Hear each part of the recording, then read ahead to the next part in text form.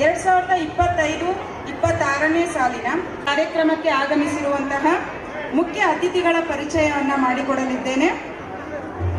Harish Kumar N sir ರವರು ಬೆಂಗಳೂರು ಗ್ರಾಮಾಂತರ ಜಿಲ್ಲೆ ಹೊಸಕೋಟೆ ತಾಲೂಕಿನ ನಂದಗುಡಿ ಗ್ರಾಮದಲ್ಲಿ ಸಾಮಾನ್ಯ ಚಿಲ್ಲರೆ ಅಂಗಡಿ ವ್ಯಾಪಾರ ನಿರ್ವಹಣೆ ಮಾಡುತ್ತಿದ್ದ ನಂಜುಂಡಪ್ಪ ಎನ್ಸಿ ಮತ್ತು ಸುಗುಣಮ್ಮ ದಂಪತಿಗಳಿಗೆ ಸೆಪ್ಟೆಂಬರ್ 27ನೇ ತಾರೀಕು 1985ರಲ್ಲಿ ಜನಿಸಿರುತ್ತಾರೆ. ಇವರು LKGಯಿಂದ 10ನೇ ತರಗತಿಯವರೆಗೆ ಇದೇ ಗ್ರೀನ್ ವ್ಯಾಲಿ ಸಂಯುಕ್ತ ಪ್ರೌಢಶಾಲೆಯಲ್ಲಿ ಪ್ರಾಥಮಿಕ ಮತ್ತು ಪ್ರೌಢ ಶಿಕ್ಷಣವನ್ನು ಪೂರ್ಣಗೊಳಿಸಿದರು. ನಂತರ ಪ್ರಥಮ ಹಾಗೂ ದ್ವಿತೀಯ PUC ಕಲಾ ವಿಭಾಗದಲ್ಲಿ ನಂದಗುಡಿ ಸರ್ಕಾರಿ ಪದವಿ ಪೂರ್ವ ಕಾಲೇಜಿನಲ್ಲಿ ವಿದ್ಯಾಭ್ಯಾಸ ಮಾಡಿರುತ್ತಾರೆ. ನಂತರ KR ಪುರಂನ ಸರ್ಕಾರಿ ಪದವಿ ಕಾಲೇಜಿನಲ್ಲಿ BA ಪದವಿಯನ್ನು ಪಡೆದು ತದನಂತರ ಬೆಂಗಳೂರಿನ RV ಟೀಚರ್ಸ್ ಕಾಲೇಜಿನಲ್ಲಿ BEd ಪದವಿಯನ್ನು ಪೂರ್ಣಗೊಳಿಸಿ ನಂತರ ಬೆಂಗಳೂರು ವಿಶ್ವವಿದ್ಯಾನಿಲಯದಲ್ಲಿ ಕನ್ನಡ ಸಾಹಿತ್ಯ ವಿಷಯದಲ್ಲಿ ಸ್ನಾತಕೋತ್ತರ ಪದವಿಯನ್ನು ಪಡೆದಿರುತ್ತಾರೆ. ವಿದ್ಯಾಭ್ಯಾಸದ ನಂತರ ಸುಮಾರು 2 ವರ್ಷಗಳ ಕಾಲ ಸ್ಪರ್ಧಾತ್ಮಕ ಪರೀಕ್ಷೆಗಾಗಿ ತಯಾರಿ ನಡೆಸಿ ಸುಮಾರು 4ರಿಂದ 5 ಸರ್ಕಾರಿ ಹುದ್ದೆಗಳಿಗೆ ಆಯ್ಕೆಯಾಗಿದ್ದು ಅವುಗಳ ಪೈಕಿ ಅಂತಿಮವಾಗಿ ಗ್ರಾಮೀಣಾಭಿವೃದ್ಧಿ ಮತ್ತು ಪಂಚಾಯತ್ ರಾಜ್ ಇಲಾಖೆಯನ್ನು ಆದ್ಯತೆಯಾಗಿ ಪರಿಗಣಿಸಿ ಪಂಚಾಯಿತಿ ಅಭಿವೃದ್ಧಿ ಅಧಿಕಾರಿಯಾಗಿ ಸರ್ಕಾರಿ ಸೇವೆಗೆ ಸೇರಿರುತ್ತಾರೆ. ಕೋಲಾರ ಜಿಲ್ಲೆ ಬಂಗಾರಪೇಟೆ ತಾಲೂಕಿನಲ್ಲಿ ದಿನಾಂಕ 5/4/2010ರಂದು ಕರ್ತವ್ಯಕ್ಕೆ ವರದಿ ಮಾಡಿಕೊಂಡು ಬಂಗಾರಪೇಟೆ ತಾಲೂಕಿನ ಹುನ್ಕುಂದ ಗ್ರಾಮ ಪಂಚಾಯಿತಿಯಲ್ಲಿ 2 ವರ್ಷಗಳ ಕಾಲ PDO ಆಗಿ ಕಾರ್ಯನಿರ್ವಹಿಸಿರುತ್ತಾರೆ. ಮಾಲೂರು ತಾಲೂಕಿನಲ್ಲಿ 2013ರಿಂದ 2025ರವರೆಗೆ ದೊರ್ನಹಳ್ಳಿ, ಅಸಾಂಡಳ್ಳಿ, ಮಾಲೂರು ತಾಲೂಕಿನಲ್ಲಿ 13 ವರ್ಷಗಳ ಕಾಲ ಪಂಚಾಯಿತಿ ಅಭಿವೃದ್ಧಿ ಅಧಿಕಾರಿ ಹಾಗೂ ಪ್ರಭಾರಿ ಸಹಾಯಕ ನಿರ್ದೇಶಕರಾಗಿ ಕಾರ್ಯನಿರ್ವಹಣೆ ಮಾಡಿರುತ್ತಾರೆ. ಪ್ರಸ್ತುತ ಸೆಪ್ಟೆಂಬರ್ 2025ರಿಂದ ಚಿಕ್ಕಬಳ್ಳಾಪುರ ಜಿಲ್ಲೆ ಚಿಂತಾಮಣಿ ತಾಲೂಕಿನ ಪೆರಮಾಚನಹಳ್ಳಿ ಗ್ರಾಮ ಪಂಚಾಯಿತಿಯಲ್ಲಿ ಪಂಚಾಯಿತಿ ಅಭಿವೃದ್ಧಿ ಅಧಿಕಾರಿಯಾಗಿ ಕಾರ್ಯನಿರ್ವಹಣೆ ಮಾಡುತ್ತಿರುತ್ತಾರೆ. ಇವರ ಶ್ರೀಮತಿ ರಜನಿ ಜೆ ಗೃಹಿಣಿಯಾಗಿದ್ದಾರೆ. ಇವರ ಮಗಳಾದ ಸಾನ್ವಿಕಾ 4ನೇ ತರಗತಿಯಲ್ಲಿ ವ್ಯಾಸಂಗ ಮಾಡುತ್ತಿದ್ದಾಳೆ. ಇವರು ನಮ್ಮ ಶಾಲೆಯ ಕಾರ್ಯಕ್ರಮಕ್ಕೆ ಆಗಮಿಸಿ ಕಾರ್ಯಕ್ರಮದ ಶೋಭೆ ಹೆಚ್ಚಿಸಲು ಕಾರಣರಾದ ಹರೀಶ್ ಕುಮಾರ್ ಎನ್ ಸರ್ ಅವರಿಗೆ ದೇವರು ಆರೋಗ್ಯ ಮತ್ತು ಆಯಸ್ಸು ಕೊಟ್ಟು ಸಾರ್ವಜನಿಕರ ಸೇವೆಗೆ ತಮ್ಮನ್ನು ತೊಡಗಿಸಿಕೊಳ್ಳಲು ಅನುವು ಮಾಡಿಕೊಡಲಿ ಎಂದು ದೇವರಲ್ಲಿ ನಮ್ಮ ಶಾಲೆಯ ಪರವಾಗಿ ಪ್ರಾರ್ಥಿಸುತ್ತಾ ನನ್ನ ಮಾತನ್ನು ಮುಗಿಸುತ್ತಿದ್ದೇನೆ. ಧನ್ಯವಾದಗಳು.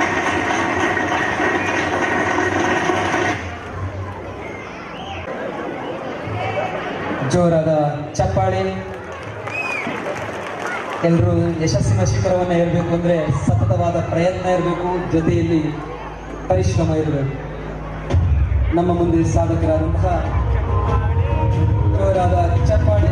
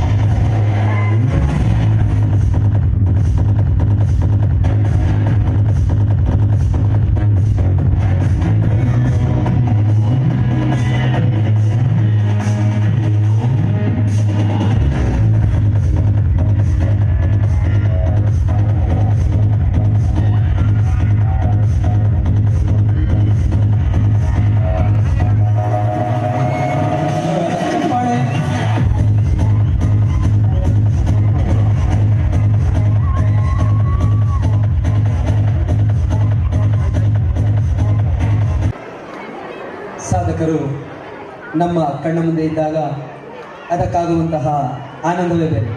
ಬಹುಮುಖ್ಯವಾಗಿ ಹಳೆಬೇರು ಹೊಸ ಚಿಗುರು ಅನ್ನೋ ಹಾಗೆ ಈ ಹಸಿರಿನ ಹೆಮ್ಮರದಲ್ಲಿ ಚಿಗುರಿದಂತಹ ಒಂದು ಹೂವು ಅಂದರೆ ತಪ್ಪಾಗಲಾರದು. ಬೋಲೋ ಭಾರತ್ ಮಾತಾ ಕಿ, ಕನ್ನಡ ತಾಯಿಗೆ ಎಲ್ರಿಗೂ ನಮಸ್ಕಾರ. ಈ ದಿನ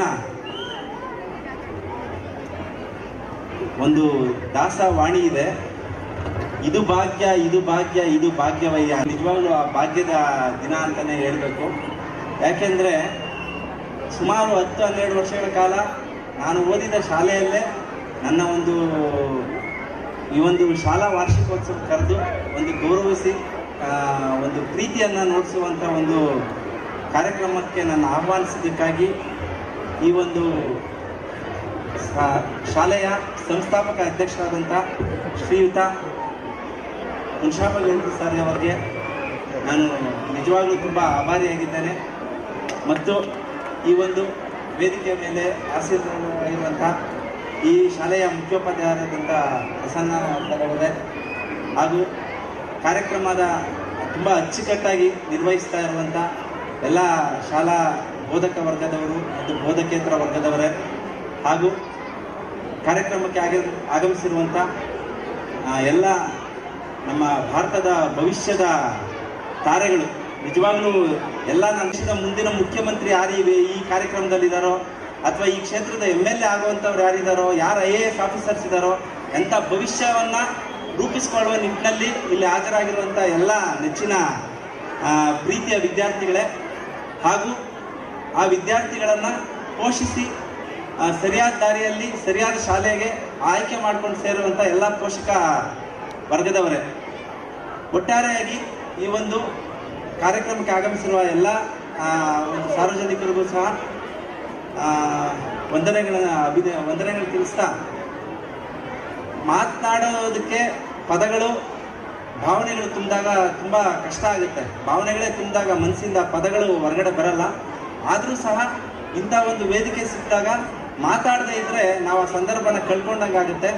ಆ ನಿಟ್ಟಿನಲ್ಲಿ ಕೆಲವಾರು ನಿಮಿಷಗಳು ನಾನು ಈ ಒಂದು ಕೆಲವು ಮಾತುಗಳನ್ನ ಹೇಳೋದಕ್ಕೆ ಇಷ್ಟಪಡ್ತೀನಿ. ಸುಮಾರು 1989-90ರಿಂದ 2000ನೇ ಇಸ್ವಿಯವರೆಗೂ ಈ ಒಂದು ಶಾಲೆಯಲ್ಲಿ ನಾನು LKGಯಿಂದ ಸುಮಾರು 10-12 ವರ್ಷಗಳ ಕಾಲ 10th ಈ ಒಂದು ಶಾಲೆಯಲ್ಲಿ ಶಿಕ್ಷಣವನ್ನು ಪಡ್ಕೊಂಡಿದ್ದೀನಿ.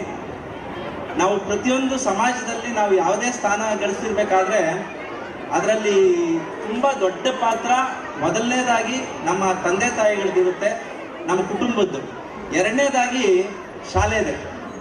ಶಾಲೆ ಏನು ನಮ್ಮ ಜೀವನದಲ್ಲಿ ವಹಿಸುತ್ತೆ ಪಾತ್ರ, ಆ ಒಂದು ದಿಸೆಯಿಂದ ಆ ಒಂದು ಪ್ರಭಾವದಿಂದ ಮಾತ್ರ ನಾವು ಸಮಾಜದಲ್ಲಿ ಒಂದು ಒಳ್ಳೆಯ ಸ್ಥಾನ ಗಳಿಸೋದಕ್ಕೆ ಒಂದು ಅವಕಾಶ ಆಗುತ್ತೆ. ಆ ನಿಟ್ಟಿನಲ್ಲಿ ನಾನು ಸಮಾಜದಲ್ಲಿ ಇವತ್ತು ಒಂದು ಸ್ಥಾನಕ್ಕೆ ತಲುಪಬೇಕಾದ್ರೆ ನಮ್ಮ ಗ್ರೀನ್ ವ್ಯಾಲಿ ಶಾಲೆಯ ಪಾತ್ರ ತುಂಬ ಇದೆ.